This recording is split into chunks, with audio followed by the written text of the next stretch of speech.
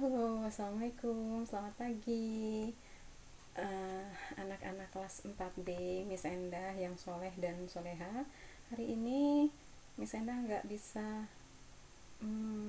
ada bersama kalian di Zoom kelas, tapi Miss Endah masih berusaha untuk bersama kalian, membersamai kalian dalam pembelajaran kalian hari ini. Disimak ya. Kali ini Miss Endah akan menjelaskan review tentang pelajaran IPS itu. Oke, kita akan mulai ya. Oke, kita mulai dari sini. Oke, kita akan mulai review IPS tema 6 cita-citaku. Oke, sumber daya alam dan pemanfaatannya. Kemarin di kelas kita sudah belajar tentang sumber daya alam itu apa saja. Kemudian dari tema-tema sebelumnya kita sudah juga mempelajari tentang jenis-jenis sumber daya alam, manfaatnya. Kemudian kalian juga belajar mengenai apa sih dampaknya kalau sumber daya alam dan pemanfaatannya itu rusak ataupun habis. Oke, baik, kita mulai ya review kita kali ini.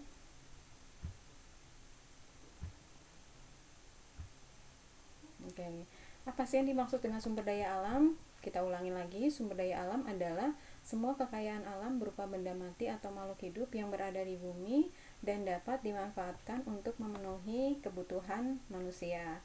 Sumber daya alam itu terbagi menjadi apa saja? Masih ingat nggak? Oke, sumber daya alam itu terbagi menjadi dua. Yang pertama, berdasarkan jenisnya.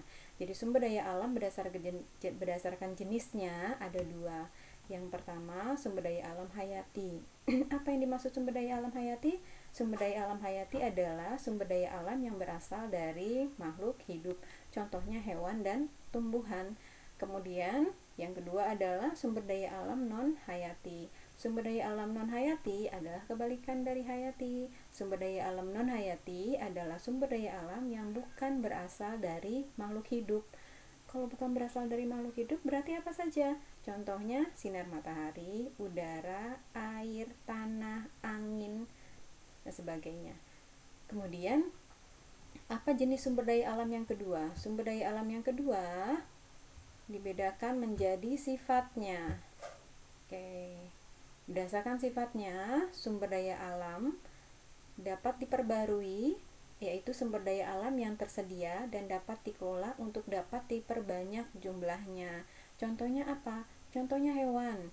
Hewan bisa diperbanyak, bisa diperbarui, bisa. Dengan cara apa? Ya diternak, ya kan? Ikan dipelihara dan yang lainnya.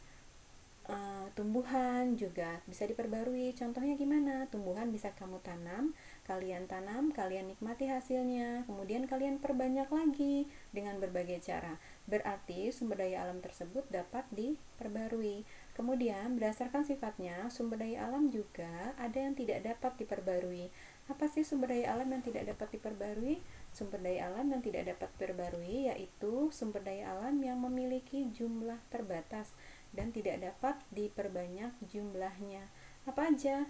Hasil bumi, hasil barang tambang, barang mineral, itu adalah sumber daya alam yang tidak dapat diperbarui. Contohnya adalah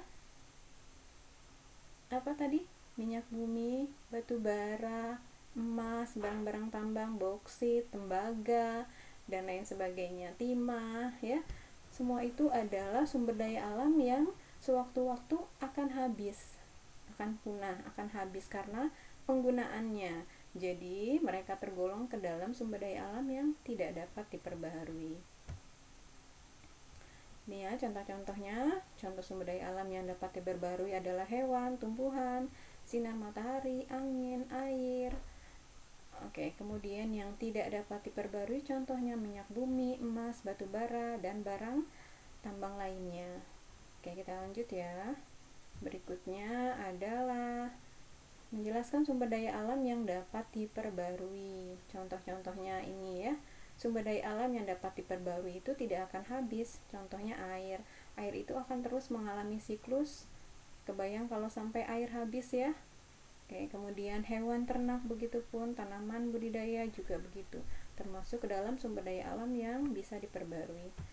Kemudian sumber daya alam, pemanfaatannya untuk kebutuhan manusia untuk apa aja? Ini contoh-contohnya, misalnya sumber daya angin, sumber daya matahari, sinar matahari, air, bisa digunakan untuk pembangkit listrik. Kemudian sumber daya sungai, untuk budidaya ikan dan udang, laut, kemudian jagung sebagai sumber bahan makanan, kemudian tanaman yang lainnya, padi, kedelai, dan sebagainya. Kemudian tanah liat untuk membuat gerabah. Ini semua adalah sumber daya alam yang bisa manusia dapatkan dan manfaatkan untuk memenuhi kebutuhan hidup. Oke. Nah, sumber daya alam yang tidak dapat diperbarui dapat habis jika digunakan secara terus-menerus. Sumber daya alam tersebut bertujuan untuk memenuhi kebutuhan manusia. Apa aja contohnya? Nah, di sini contohnya emas sebagai bahan baku perhiasan, kemudian belerang sebagai bahan baku kosmetik, kemudian grafit. Nah, yang hitamnya ini nih, grafit nih sebagai bahan baku pensil. Nah, ini adalah sumber daya alam yang suatu waktu bisa habis ya, makanya disebut sebagai sumber daya alam yang tidak dapat diperbarui. Oke. Nah, ini dia jenis, di tabel ini kalian bisa melihat jenis sumber daya alam beserta pemanfaatannya. Minyak bumi dipakai untuk bahan bakar kendaraan bermotor. Minyak bumi nanti disaring, dibagi lagi menjadi aftur, yaitu bahan bakar pesawat terbang, bensin untuk bahan bakar kendaraan bermotor, dan parafin untuk bahan pembuat lilin. Kemudian biji besi, bahan pembuat peralatan rumah tangga. Bauksit digunakan untuk pembuatan aluminium. Marmer digunakan untuk bangunan rumah atau gedung. Ubin yang kalian injak itu adalah marmer. Kemudian belerang sebagai campuran bahan bakar pewarna dan bahan baku pembuat korek api, juga untuk kecantikan, bahan baku kecantikan. Kemudian nikel digunakan sebagai pelapis besi agar tidak berkarat. Grafit alat membuat pensil dan isi baterai. Ini adalah pemanfaatan sumber daya alam yang tidak dapat diperbarui. Kemudian contoh sumber daya alam yang dapat diperbarui adalah tumbuhan misalnya. Tumbuhan kita gunakan untuk bahan pangan sehari-hari. Komoditi yang memiliki nilai ekonomi, maksudnya bisa dijual, bisa menghasilkan uang. Kemudian sebagai bahan baku olahan makanan, sebagai obat-obatan, dan lainnya. Kemudian sumber daya alam hewani yang bisa diperbarui, bisa diambil daging dan susunya, tenaganya juga begitu, kotorannya pun bisa dijadikan pupuk.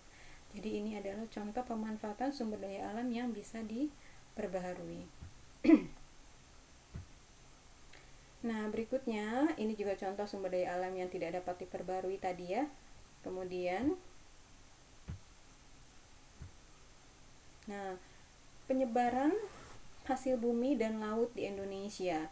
Kalau kalian tahu sumber daya alam, kalian harusnya tahu juga dari mana asalnya, di mana daerah penghasil sumber daya alam itu. Sumber daya alam yang bisa diperbarui contohnya adalah persebaran hasil pertanian.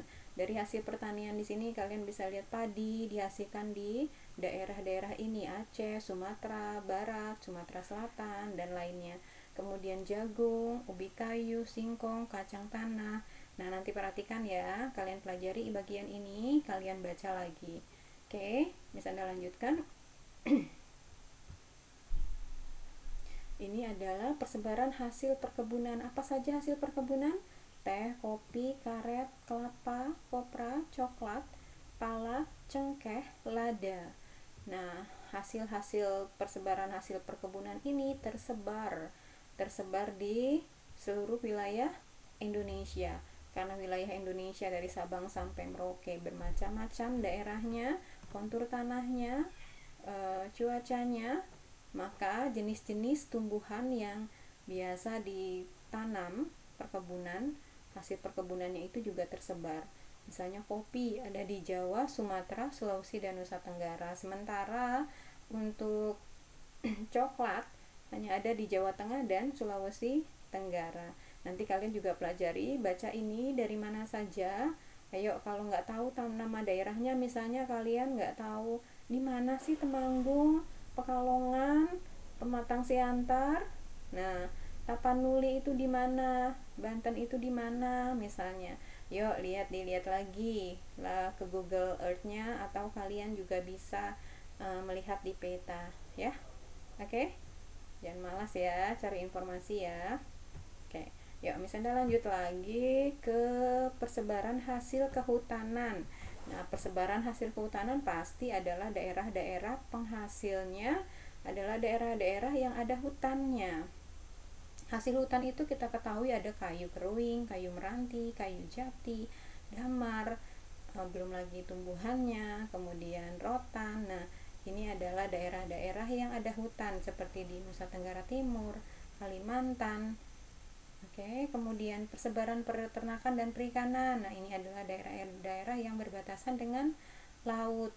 Untuk ternak sapi ada di Sumatera, Jawa, Madura, dan Bali. Ternak kuda di NTT dengan kontur tanah yang banyak sekali, savana, padang. Nah, ini di Sumatera Barat juga ada ternak kuda. Kemudian di budidaya udang dan ikan bandeng, pantai utara Jawa, Sumatera, dan Sulawesi, tiram dan mutiara, Bali, Maluku, dan Papua. Indonesia sebetulnya kaya. Indonesia dikelilingi, negara kita dikelilingi oleh laut yang sumber daya alamnya melimpah. Bahkan sampai sumber daya alam kita kadang dicuri oleh nelayan dari negara lain, dari kapal nelayan dari negara lain. Nah, itulah Indonesia itu bukan hanya kaya lautnya, sumber daya alam daratnya, juga tanahnya, kontur suhunya juga memungkinkan Indonesia melimpah sumber daya alamnya. Untuk itu kita harus bersyukur ya. Alhamdulillah tinggal di Indonesia. Oke, berikutnya. Nah, ini dia peta-petanya. Nanti kalian pelajari, oh ini apa nih? Oh, ini kayu nih di Kalimantan. Kita lihat. Ini ikan. Kemudian penghasil di Papua. Ini apa nih di Papua? Lihat ya simbolnya. Misalnya mutiara ditemukan di mana mutiara? Oh, ada di Bali, di sini di sampingnya Bali. Ini Bali kan, di sebelahnya ini NTT atau NTB ini. Dilihat lagi ya.